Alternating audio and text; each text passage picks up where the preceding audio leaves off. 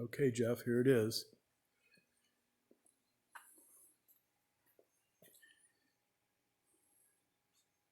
We made some repairs up here, repairs there, repairs all along here. Sorry. Some work along here. All of that looks pretty scary, but in reality, this piece all the way down to here, you can't really tell, but that's all rotted out too. That's two pieces readily available. The most important thing is if you look at the engine bay, there's nothing to indicate any serious, any really, structural damage in there. And most surprising is this battery tray almost always is rotted out, and everything down below there is all rotted out. That's not the case.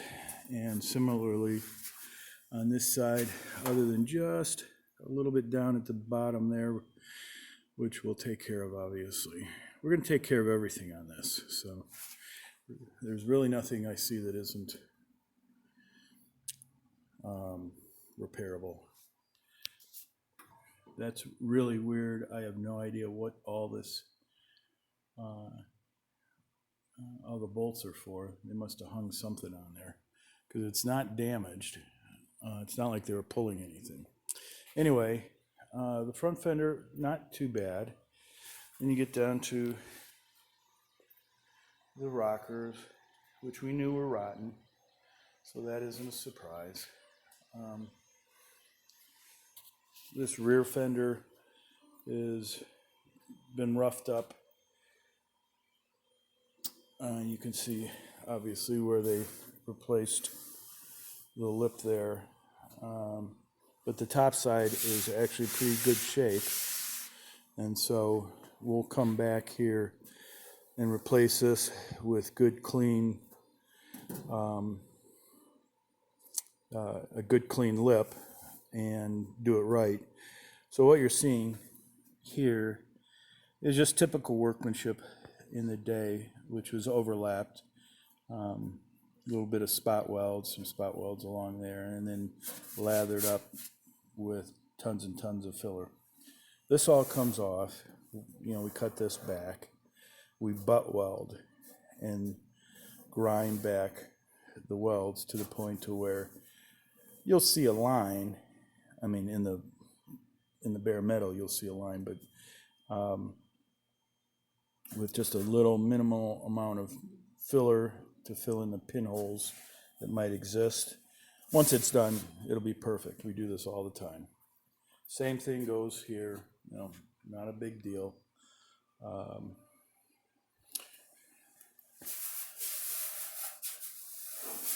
I thought that was a little lumpy, but actually it's pretty good. Here's the good news. Oftentimes this is really, really rotted out, really bad. And I've seen these things basically gone. This is solid in through here. Got a little bit of surface rust here, no big deal. This little lip here, it's always like that. I almost wonder if that's from the factory, but it couldn't be. I'm sure it's not. But anyway, again, good news is nice and clean all the way around that, and also above. So the windshield and the rear, I'll go back and we'll take a look at the front as well. But the rear is actually pretty good. The back is marginal. We could fix it, but I'm betting that my guys are going to say, let's just replace it with new. This is interesting. This is actually lead, but that's old school lead. The factory would never have put that on. You'll see factory lead in some areas, but not here. So way back when, probably early, either that or some old guy who still had lead made these repairs. Anyway, just sort of interesting, but that'll come out, be replaced. This wheel well, somebody did a pretty crappy job of welding that in. So we'll replace that, the whole tub. So from here all the way up around here, we buy that as one full unit. Replace that, couple holes there. Again, no big deal. The good news is that quite often we have to replace this entire trunk floor, and we don't see any reason why we would need to do that in this case. You can see up here again.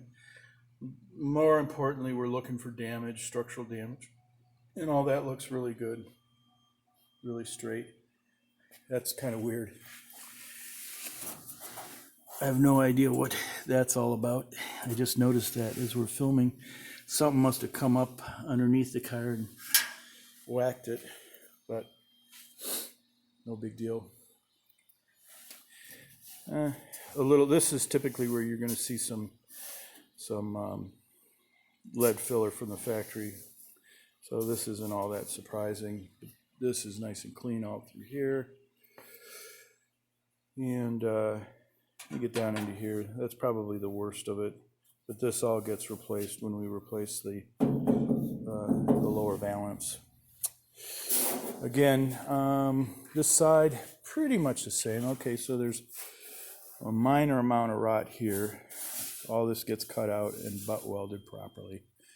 We don't fill it in with just putty or something like that. Same thing here, but that's just on the flat. You know, where it really gets nasty is when it's up in here, which we see quite often. But other than that, this all looks good. You can see that's some factory brazing. That's typical. Doesn't really show, but your roof is actually in great shape. A lot of times that gets bent over the years. This rear fender is actually in pretty good shape. Somebody did a little bit of spot work here, so we'll cut that out locally. And we'll put this thing up on a rotisserie as well to get a good look underneath. But just by crawling underneath there, I can see the structural members, which would be your front and rear subframes, are all good, decent enough. And again, you know, this rocker actually isn't in too bad a shape, but we're not going to take a chance. We'll cut that all out and replace the whole thing. This is the outer rocker, this is the inner rocker, and then the middle piece is logically in the middle. So we had planned on doing that. I'm not going to bother taking these doors out, because what you're going to see is pretty messy floors. You know, somebody did a hack job repair there, and you can see the leading edge of the inner rocker in here. That's all rotted, and you can see probably almost better over here on the driver's side. That's all, sorry about the focus. That's rotted in there as well, and the floors. Somebody just took some sheet metal, beat it, and welded it in, which some guys are horrified about, because my God, how could somebody do such shoddy workmanship on such a valuable car? Except that it wasn't valuable when that was done. You know, this car probably could have been worth $500 at the time that they replaced it. So what they really did was preserve this car. You know, it wouldn't have, they very well could have parted the car out and crushed it for the rust that you see there. So really, I applaud the guys who did this work back in the day. You know, there's no way you would have spent $30,000 or $40,000 on body work on a car that in pristine shape might be worth, you know, maybe $2,000 as a used car back in the 70s. Again, the real good news is nice and clean in here. Really happy about that. All the way around the windshield, all the way. That gets really rotted out a lot of times. Front fender, Really, 90% of this car is rust. There's virtually nothing that's bent, and so that makes our life way, way better.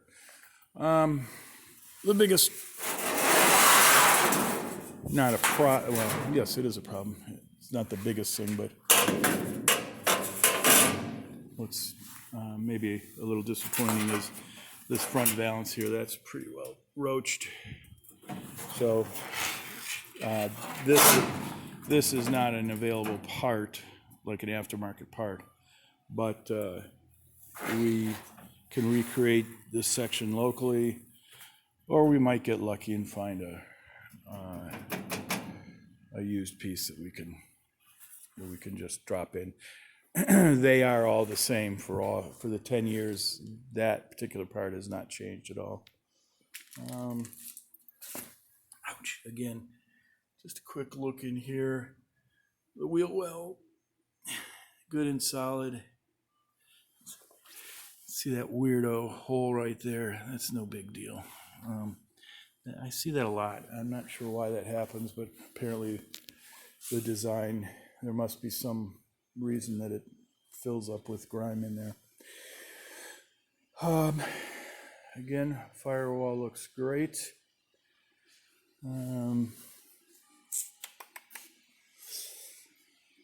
This window frame looks great on this side, and obviously we looked at the other side. And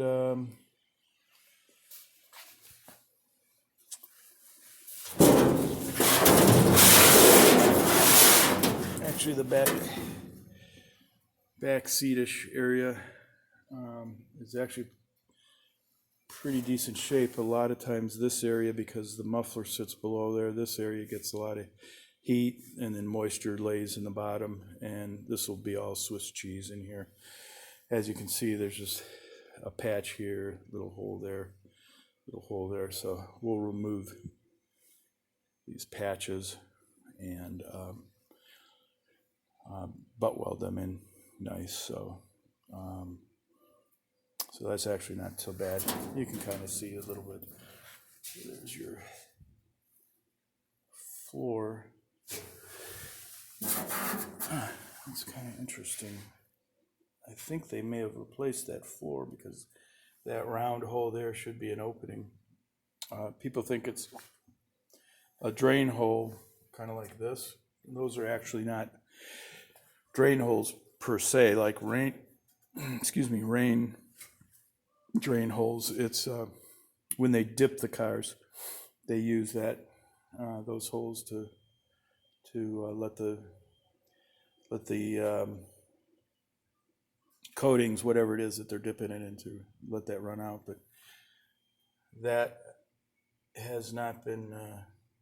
There's no hole in that, so that suggests to me that this was an